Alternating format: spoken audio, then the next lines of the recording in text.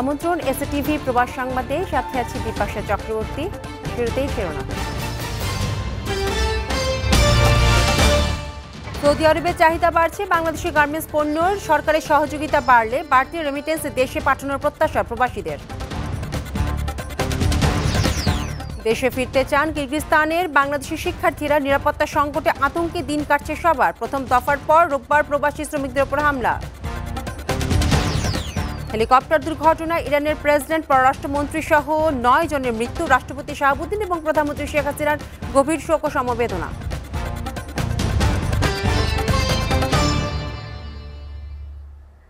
সর্বোচ্চ গুণগত মান আর কম দামের কারণে সৌদি আরবে বাড়ছে বাংলাদেশি গার্মেন্টস পণ্যের চাহিদা। স্থানীয় বাজারে চীন, ভারতের পরেই বাংলাদেশের অবস্থান। সরকারি সহযোগিতা বাড়লে গার্মেন্টস পণ্যকে ঘিরে বাড়তি রেমিটেন্স পাঠানোর প্রত্যাশা প্রবাসীদের। সৌদি আরবের রিয়াদ থেকে ফকির হাকিমের একটি প্রতিবেদন।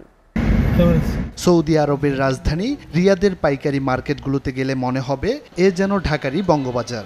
রিয়াদের বাংলাদেশি অধ্যুষিত সবচেয়ে বড় পাইকারি বাজার বাথা সামসিয়া প্লাজা মার্কেটের চিত্র এটি। বাংলাদেশিদের পরিচালনায় 185টি দোকান রয়েছে এই মার্কেটে। মানসম্মত পণ্যের দাম কম থাকায় পাইকারি এবং খুচরা বিক্রি বেশ ভালো। এখন বর্তমানে আমাদের পরিস্থিতি একটু খারাপের কারণ হচ্ছে বাংলাদেশে বিমান ভাড়া অনেক বেশি, আগের থেকে রেট বেশি নিতেছে। কিছুদিন পর পর বিমান ভাড়া বাড়তেছে। আজকে যদি 1 মাসে একটু ভালো থাকে, 10 টাকা কম থাকে, আবার 1 মাস পরে আর 20 টাকা বাড়াই দেয়। তার জন্য আমরা মাল আনতে পারতেছি না।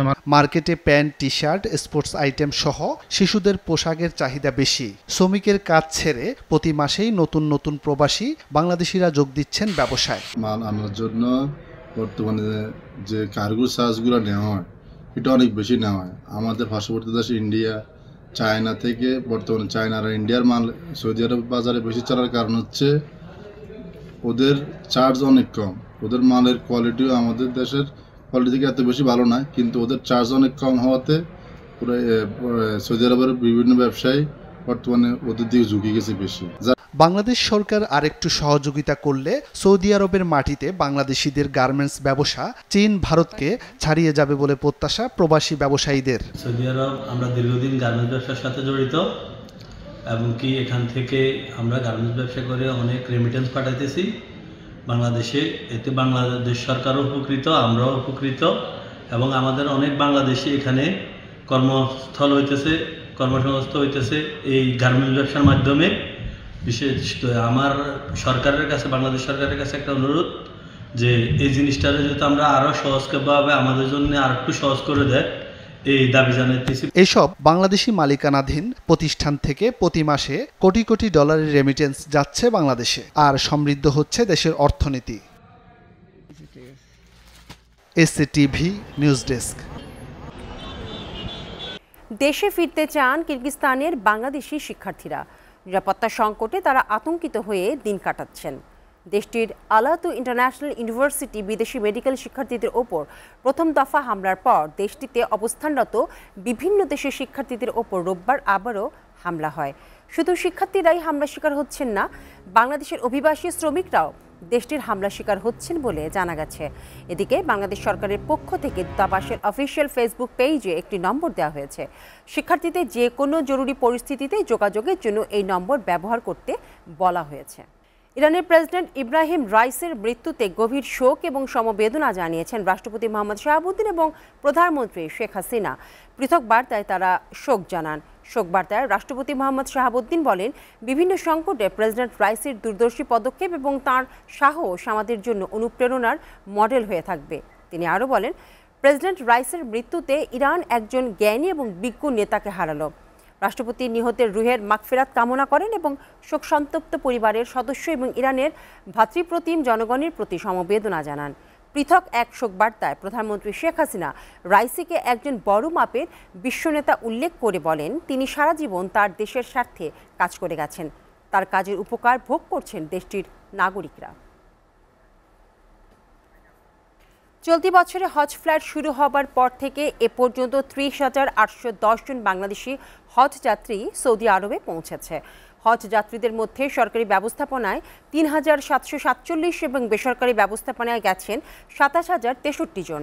মোট ৭৭টি ফ্লাইটের মধ্যে বিমান বাংলাদেশ এয়ারলাইন্সের ৩২টি, সৌদি এয়ারলাইন্সের 25টি এবং ফ্লাইনাস এয়ারলাইন্সের 20টি ফ্লাইট যাত্রীরা সৌদিতে পৌঁছেছে। এর আগে গত ৯ মে বাংলাদেশ বিমানের প্রথম ফ্লাইট ৪১৫ জন হজ যাত্রী নিয়ে সৌদির উদ্দেশ্যে যাত্রা করে। চাঁদ দেখা সাপেক্ষে আগামী ১৬ই জুন পবিত্র হজ হওয়ার কথা রয়েছে এবং হজ যাত্রীদের প্রথম ফিরতি ফ্লাইট শুরু হবে ২০ জুন এবং শেষ হবে ২২ জুলাই। এখন পর্যন্ত হজে গিয়ে মক্কায় ১ জন এবং মদিনায় ১ জন বাংলাদেশির মৃত্যু হয়েছে। মদিনা হজ অফিসের পক্ষ থেকে সরকারি বেসরকারি সকল ধরনের হজ যাত্রীদের সকল ধরনের সেবা নিশ্চিত করা হচ্ছে। এখানে আমাদের ডাক্তাররা তাদের মেডিকেল সেন্টারের মাধ্যমে সেবা প্রদান করছে। এছাড়াও যদি গুরুত্বপূর্ণ কোনো রোগী হয় বা বিশেষ প্রয়োজন হলে তারা এখানে বিশেষজ্ঞ হসপিটালগুলোতে রেফার করতেছে। এছাড়া আমাদের যে স্বেচ্ছাসেবী কর্মী আছে, আমাদের টিমের সদস্যরা আছে, হাজিদের বিভিন্ন সেবা প্রদান করে যাচ্ছে। এসএটিভি প্রবাস সংবাদ শেষ করার আগে শিরোনাম আরও একবার। সৌদি আরবে চাহিদা বাড়ছে বাংলাদেশের গার্মেন্টস পণ্য, সরকারি সহযোগিতা বাড়লে বাড়তি রেমিটেন্স দেশে পাঠানোর প্রত্যাশা প্রবাসীদের। দেশে ফিরতে চান কিরগিজস্তানে বাংলাদেশি শিক্ষার্থীরা, নিরাপত্তা সংকটে আতঙ্কে দিন কাটছে সবার। প্রথম দফার পর রোববার প্রবাসী শ্রমিকদের ওপর হামলা। হেলিকপ্টার দুর্ঘটনায় ইরানের প্রেসিডেন্ট, পররাষ্ট্রমন্ত্রী সহ ৯ জনের মৃত্যু। রাষ্ট্রপতি শাহাবুদ্দিন এবং প্রধানমন্ত্রী শেখ হাসিনার গভীর শোক এবং সমবেদনা। এই ছিল এসএটিভি প্রবাস সংবাদ। এসএটিভির সর্বশেষ সংবাদ জানতে ভিজিট করুন www.sctv.tv। সাথে থাকার জন্য ধন্যবাদ।